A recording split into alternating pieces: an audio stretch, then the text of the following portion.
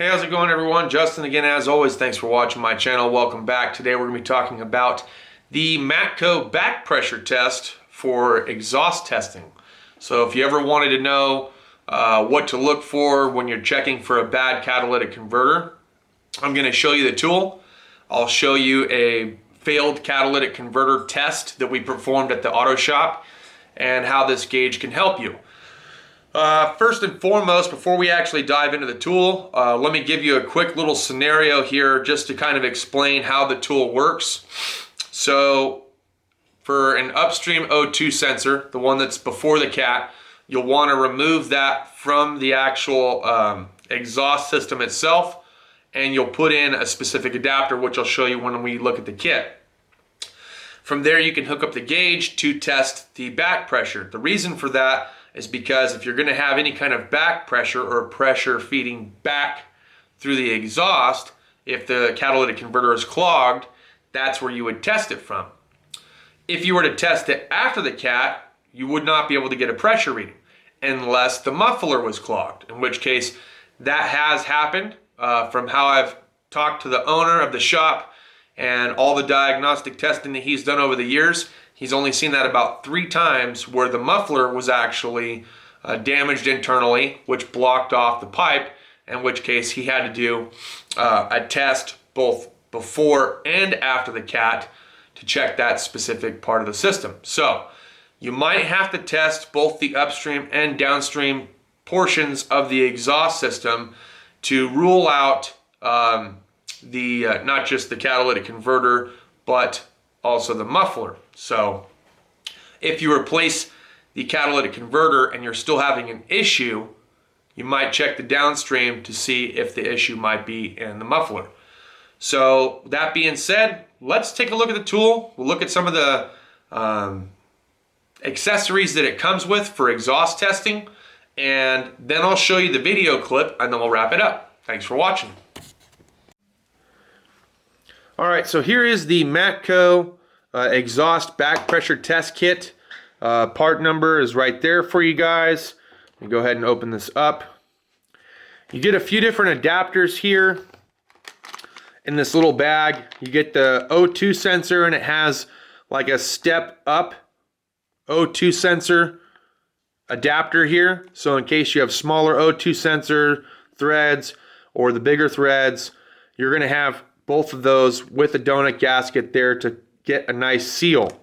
You'll also get an adapter here, and if I'm not mistaken, this is for the EGR portion. So if you needed to test for exhaust back pressure up at the EGR, you can do so using this. I've never actually done this test, and I've never seen this test done before. I'd be curious to know from those of you in the comments how that exactly works. Maybe you've done it in the past, or maybe you do it all the time, and you could share a video with us and then share your channel so we can check it out. But personally, I've never used this adapter, nor have I ever seen it done. I have not even gone the extra added length to ask my boss if he's actually ever used this adapter before. The most common adapter you're going to use is this one right here. So those are the 2 little adapters that it comes with. It also comes with a little pack here with some other little vacuum plug-offs and things like that that you can put into the system, maybe to check, I don't know, vacuum pressure. I don't know. I haven't utilized this portion of the kit either, nor have I seen it done. The main focus that I have for this tool is just to kind of show you the adapters that it comes with, and those of you that have done a lot of exhaust back pressure testing can let us know. But outside of showing you the accessories and things that it comes with, I want to show you what a bad exhaust pressure test or a failed catalytic converter test looks like. It also comes with some of these little, I believe these are 3/8 little dowel pins or whatever, so you can drill out a hole in case it's in a weird spot or it's not accessible to get to the O2 sensor, but you can get in front of the cat and drill a hole in it. Then you can put these little pop rivet things in place. Do your test, thread these in, do your test, and then when you're done, you can put the little screw in there to block it off, so you're not just leaking exhaust out of that hole that you just drilled. So that's pretty cool. It comes with those and some washers. Here's the actual gauge itself. Obviously, they make it kind of idiot-proof, in my opinion.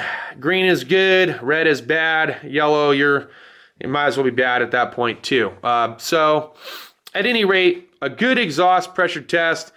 What you'll do is you'll want to put the vehicle under a load at about 2,500 RPM. You got to put the vehicle under a load so that way it can actually formulate pressure. If there was actual pressure buildup or back pressure was an issue, the only way to actually get that true test done is to actually have the RPM at 2,500 RPM. Now in this video clip that I'm getting ready to show you guys, you'll see that the needle kind of fluctuates a little bit here at 0 at idle, but once we put it under a load, it will go up to about 3 PSI. Let's check out that video.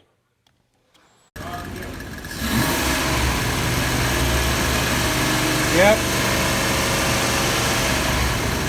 I would call that a fail. It went to 3. Yeah.